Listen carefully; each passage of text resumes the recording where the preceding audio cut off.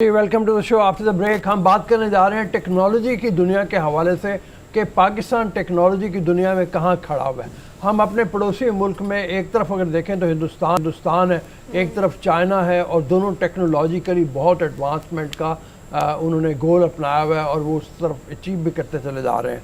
5G के हवाले से भी बात होती है कि चाइना में तो बहुत ज़्यादा उसका फैलाव हो गया है, इंडिया भी तेज़ी से जा रहा है, हम अभी पीछे हैं। लेकिन पहले जनरली बात कर लेते हैं टेक्नोलॉजी पे हम कहाँ खड़े हैं, हमें क्या कुछ करने की ज़रूरत है। हमारे साथ मौजूद हैं वकास साहब, IT एक्सपर्ट हैं। अस्सलाम वालेकुम। वालेकुम अस्सलाम सर। तो पहले तो ज़रा यही बताइए ना कि हम कहाँ खड़े हैं इस पूरी दुनिया में, जहाँ पे अगली दुनिया ही कहते हैं IT रिलेटेड होगी, ये टेक्नोलॉजी की रिलेटेड होगी। दोनों तरफ जायंट्स हमारे खड़े हुए हैं, हिंदुस्तान है, चाइना है और हम दरमियान में, तो हम कहाँ? ऐसे ही है सर, आपकी बात बिल्कुल ठीक है।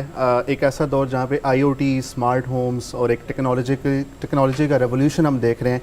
वहाँ पे जो नेशंस की जो स्टेटस है ना, वो टेक्नोलॉजी के अंदर वो कितने कॉम्पिटेंट हैं उसके ऊपर मेजर की जाती है। हमने 2014 में 4G लॉन्च किया था, बट अभी भी हम तकरीबन 3 से 4 साल पीछे हैं 5G की लॉन्चिंग में। 5G जब आएगा तब हमारी हेल्थ इंडस्ट्री, हमारी इंडस्ट्रियल ऑटोमोबाइल इंडस्ट्री, हमारी एजुकेशन इंडस्ट्री, ये सारी चीज़ें हमारी 5G के साथ रिलेटेड हैं। बट राइट नाउ हमारा इंफ्रास्ट्रक्चर इतना कॉम्पिटेंट नहीं है कि हम 5G को अडॉप्ट कर सकें। इसकी एक छोटी सी मैं मिसाल आपको दूंगा कि आइडियली पूरी दुनिया में साउथ कोरिया से लेकर चाइना एक स्टैंडर्ड है कि 60% अगर आपके 4G यूज़र्स हैं तब आप 5G पे शिफ्ट हो सकते हैं। राइट नाउ हमारे पास ओनली 46% 4G यूज़र है। अच्छा, तो ये एक बहुत बड़ा इशू है। इसमें फिर आपका इंफ्रास्ट्रक्चर, आपकी फाइबर लाइंस, ये हमारे बड़े से बड़े सिटीज़ के अंदर भी कम्प्लीटली फाइबर लाइंस हमारे पास नहीं हैं। तो जब तक ये हमारे पास एक पूरा सेटअप क्रिएट नहीं होता, एनेबलमेंट नहीं होती, तब तक हम 5G के ऊपर हम नहीं जा सकते हैं। एंड आई डोंट सी कि हम जुलाई में भी इस चीज़ को मीट कर सकेंगे। अच्छा वकास, ये बताएं जैसे कि आप बता रहे हैं जब 2014 में लॉन्च किया इसको, तो हमारे गैजेट्स, हमारे जो रोज़मर्रा इस्तेमाल की चीज़ें होती हैं, चाहे वो ऑफिस में हो चाहे वो घर में हो, कहा जाता था कि नहीं ये 4G सपोर्टेड नहीं है, ये 3G सपोर्टेड नहीं है। इंफ्रास्ट्रक्चर की आप बात करें, फाइबर्स की आप बात करें, चलिए वो तो एक बड़े लेवल पर हम जा रहे हैं। हम छोटे कैनवस पे अगर बात करें तो हमारी वो जो छोटे गैजेट्स हैं वो भी इस तरह से सपोर्टेड नहीं है कि हम 4G के बजाय 5G पे शिफ्ट हो, तो बाज़-औक़ात 4G पे भी मसले होते हैं।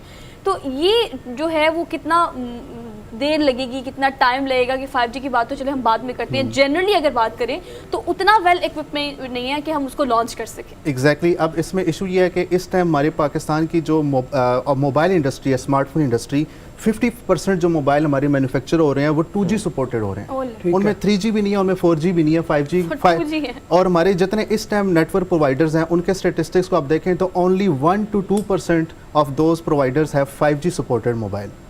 तो जब तक हम 2G से निकल के यहाँ पे असेंबली नहीं करेंगे स्मार्टफोन्स की, हम आईफोन की असेंबली करें, सैमसंग की असेंबली करें, ताकि ये मोबाइल अफोर्डेबल हों। अफोर्डेबिलिटी का बहुत बड़ा इशू है। तो जब तक इस चीज़ को टैकल नहीं करेंगे तो हम 5G ले भी आएंगे तो बिज़नेस मॉडल ही नहीं होगा। ये टेलीनॉर से लेके जैज से लेके इन कंपनीज़ को बिज़नेस ही नज़र नहीं आएगा, और बिज़नेस उनको तब नज़र आएगा जब आपके पास उसी मिकदार के अंदर, क्वांटिटी के अंदर मोबाइल होंगे और वो लोग यूज़ कर रहे होंगे उन मोबाइल्स को। हमारे साथी हरमीत पे चल के हरमीत का सवाल है। वकास, एक और चीज़ जो हम देख रहे हैं कि हम टेक्नोलॉजी की जब बात आती है, दुनिया जो है जाहिर बात है पूरी दुनिया में लेटेस्ट टेक्नोलॉजी आ चुकी है कहीं ना कहीं। अब आप देखें कि भारत और बांग्लादेश का जिस तरह आपने जिक्र भी किया है, हम जो पीछे जा रहे हैं ये कितना नुकसानदेह है। दूसरे मुल्क से बहुत सारी चीज़ों में तो हम पीछे हैं, यहाँ पे भी हम आहिस्ता आहिस्ता जो आप जो जिक्र करें कि 46% जो है अभी तक हमें और आगे गेन करना है और टाइम लगना है। अगर हम देखें अभी बहुत सारे ऐसे इलाके जहाँ पे अभी भी वहाँ पे जो सिग्नल्स हैं वो ना होने के बराबर है, ना मोबाइल के कनेक्शन है, ना PTCL के हैं। इसको कैसे देखते हैं आप? बिल्कुल, ये आपकी बात बिल्कुल ठीक है कि हम एक तो 4G की बात तो अलहदा है, हम नेटवर्क कवरेज भी काफ़ी इलाकों में उसको अभी तक प्रोवाइड नहीं कर सके हैं। तो उस चीज़ को टैकल करने के लिए एक तो ये है कि हमें जो नेटवर्क की जो हमारी इंस्टॉलेशंस हैं, जो हमारे बूस्टर्स हैं, उसको हमें इंक्रीज़ करना पड़ेगा। जो इंडिया में जो अगर आप बात करें तो वहाँ पर जितने नेटवर्क प्रोवाइडर्स के बूस्टर्स लगे हैं उससे हाफ भी हमारे पास नहीं है। तो एक और मसला ये है कि हमारे यहाँ कंजस्टेड जो इंस्टॉलमेंट्स हैं सोसाइटीज़ की वो बहुत ज़्यादा हैं। उसमें जब आप एक बूस्टर को विद इन 25 किलोमीटर्स आप रखते हैं तो उसमें इतने ज़्यादा लोग होते हैं कि आप देखते हैं कि आपको स्पीड की फ्लक्चुएशंस नज़र आ रही होती हैं। ठीक है, तो 5G में तो आपका वो एरिया भी कम हो जाता है। जहाँ पे आपको 25 किलोमीटर्स 4G का एक बूस्टर देता है, 5G का booster only less than 1 kilometre देता है। तो आप अंदाज़ा लगाएं कि आपको कितने 5G के बूस्टर्स इंस्टॉल करने पड़ेंगे सिर्फ एक लाहौर सिटी के अंदर अगर आप बात कर लें। तो हमारा इस टाइम इंफ्रास्ट्रक्चर एक हमारे डेवलप्ड सिटीज़ को भी इस्टेब्लिश करने के लिए नाकाफ़ी है।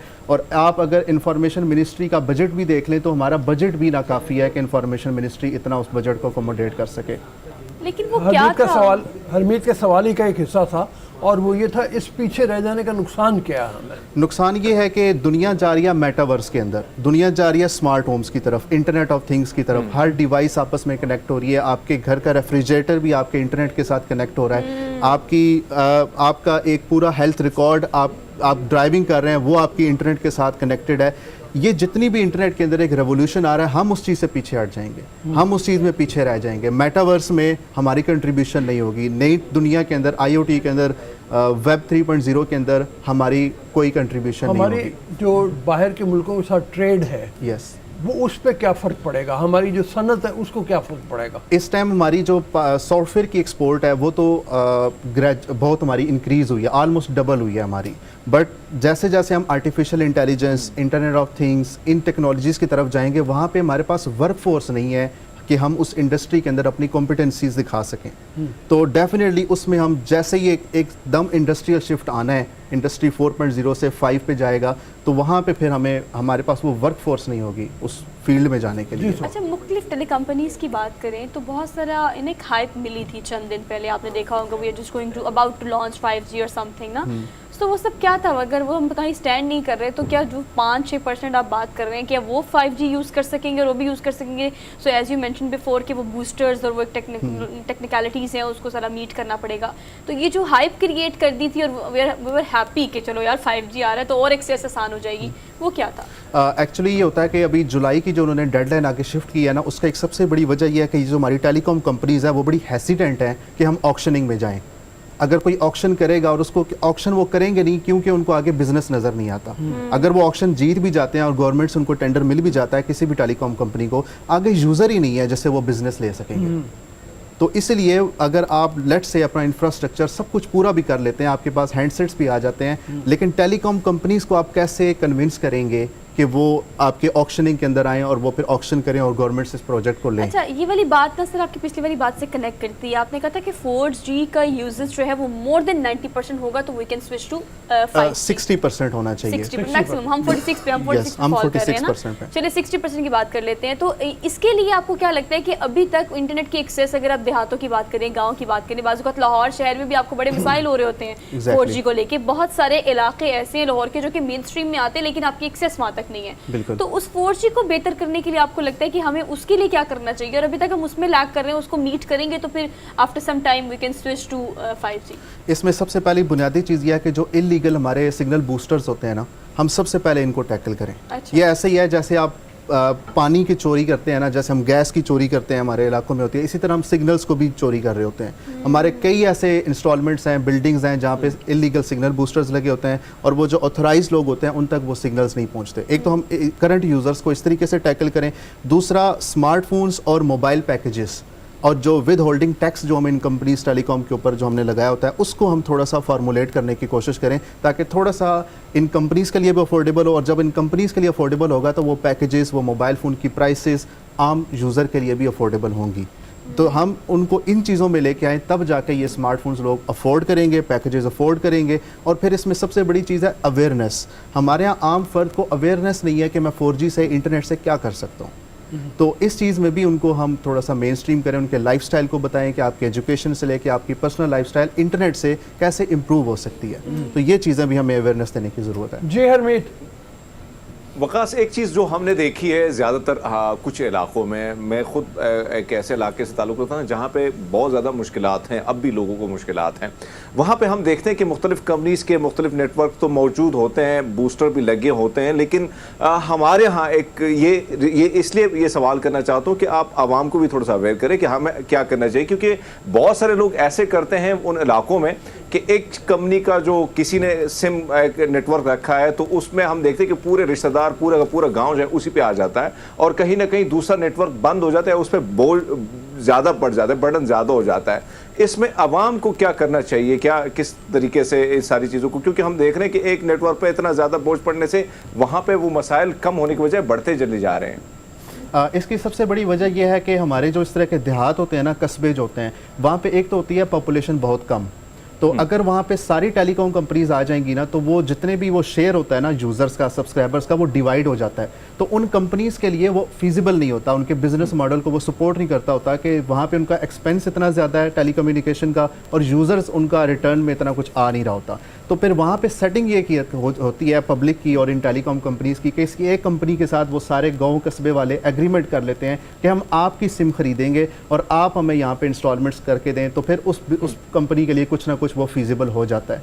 तो ये इसकी वजह देखें ये है कि हमारा स्कारसिटी बहुत ज़्यादा है, हमारी जो पॉपुलेशंस हैं वो अनप्लैन्ड हम एक्सपेंशन करते जा रहे हैं अपने उन सोसाइटीज़ की, अपने डेवलपमेंट प्रोजेक्ट्स की। तो जब ये प्लानिंग के अंदर आते हैं, जब आप देखते हैं कि हम इतने रेडियस के अंदर ये लोगों को हम डेवलपमेंट प्रोजेक्ट्स करेंगे, तो वहाँ पे ये हर चीज़ प्लानिंग के साथ चलती है। तो जब प्लान नहीं होगी फिर इस तरह के इश्यूज हमें देखने को मिलेंगे।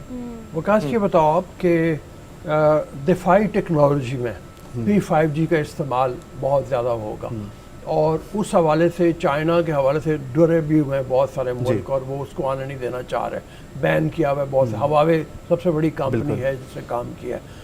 तो इस तरह की कोई खबर है, कोई बाकी ऐसी कोई बात है? और दूसरी बात यह है कि ये कितना ज़रा इस्तेमाल होगा जिससे एडवांसमेंट होगी, जिसमें फिर वही बात आती है कि हम पीछे रह जाएंगे। सर 5th जनरेशन वॉरफेयर के अंदर internet, cyber warfare, internet of things, artificial intelligence, ये सारी ऐसे स्पेक्ट्रम्स हैं जिनके अंदर हमें वर्क करने की ज़रूरत है। और इस चीज़ का ताल्लुक है एनर्जी के साथ और टेलीकम्युनिकेशन के साथ। जब तक हमारी गवर्नमेंट हमें टेलीकम्युनिकेशन, एनर्जी और इन क्राइसिस को सॉल्व नहीं करेगी, तब तक हम यहाँ पे अपनी ऐसी वर्कफोर्स क्रिएट नहीं कर सकेंगे जो आगे चल के साइबर ग्राउंड्स के अंदर अपने इस कंट्री का, हमारी नेशन की इंटेग्रिटी का वहाँ पे दिफा कर सकें। तो डेफिनेटली इस रेस के अंदर हमें कूदना पड़ेगा जितना जल्दी हो सके, क्योंकि चाइना से लेके जितने भी ये कंट्रीज़ हैं, ये साइबर वॉरफेयर के अंदर अपने आप को बहुत ज़्यादा एक्सपैंड कर रही हैं। ठीक है, तो उसमें हम आइसोलेट नहीं होना चाहते। अब उसी हवाले से डरे भी हुए हैं मुल्क। एग्जैक्टली वो मतलब उसकी चाइना की सलाहियत जो है वो कई गुना बढ़ जाएगी उस हवाले से। हम कहते हैं हमारा दोस्त है, हमें शायद आसानी हो मतलब उस टेक्नोलॉजी को हासिल करने में।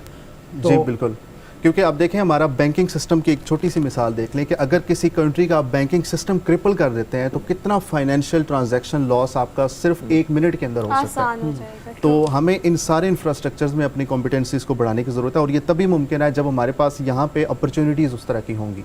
जब हमें एनर्जी क्राइसिस होगा, जब हमारे पास जब हमारे इंटरनेट के इश्यूज़ होंगे, तब कोई भी इस चीज़ के अंदर नहीं आ सकता। अच्छा, ये कितना फ़ायदा होता है इन चीज़ों को? देखिए बहुत सारी टेलीकम्युनिकेशन कंपनीज़ ने, और ख़ासतौर पर अगर आप मुख्तलिफ इदारों की बात करें तो बहुत सारी चीज़ें लॉन्च की हैं। आपको पता है ईजी पैसा, जाज़ कैश, ये वो, इन सब चीज़ों के लिए भी ऑब्वियसली आर यूजिंग 4G और 5G ना। इससे कितना फ़ायदा, अगर इसकी यूजेज, इस तरह की एप्लीकेशन, इस तरह की ट्रांजेक्शन अगर ज़्यादा की जा रही हैं, तो क्या इससे भी थोड़ा बूस्ट मिलके लोग ज़्यादा स्विच करेंगे? बिकॉज कंपैरेटिवली अगर देखा जाए तो इन सब ऐप्स के आने के बाद लोगों की एक्सेस ज़्यादा हुई है, इंटरनेट की यूजेज ज़्यादा हुआ है। इसमें ना ऑब्वियसली जितना हम यूज़ करेंगे उतना ही हम इन कंपनीज़ को ग्रोथ मिलेगी और अपॉर्चुनिटी बढ़ेगी। बट इसमें पाकिस्तान में डिलेमा ये है कि एथिकल प्रैक्टिसेस की सबसे बड़ी मसला है। जहाँ पे हम इजी पैसा और इन फिनटेक कंपनीज़ की बात करते हैं, वहाँ टेरर फाइनेंसिंग का बहुत बड़ा इशू है। हम जब तक इस चीज़ को कंट्रोल नहीं करेंगे, जितने भी ये फिनटेक कंपनीज़ हैं, पेपॉल पाकिस्तान में अभी तक नहीं है। क्यों? क्योंकि हम टेरर फाइनेंसिंग में अभी तक अपने आप को स्ट्रॉन्ग नहीं कर पाए। इसी तरीके से एथिकल प्रैक्टिसेस आप देखें, ईजी पैसा के स्कैम्स होते हैं, जैज़ कैश के स्कैम्स होते हैं, बैंकिंग स्कैम्स हो रहे हैं। इन चीज़ों को जब तक हम कंट्रोल में नहीं लेके आएंगे ना, तब तक कोई भी फिनटेक की इन्वेस्टमेंट हमारे मुल्क में नहीं आ सकेगी। तो जब इन्वेस्टमेंट आएगी, अपॉर्चुनिटीज़ बढ़ेंगी, तो डेवलपमेंट होगी। बहुत मेहरबानी वकास, थैंक यू। मुफीद मशवरे आपने दिए हैं, और एक इस बात के बारे में भी कि जितना जल्दी हम मूव करें इस तरफ को, उतना हमारे लिए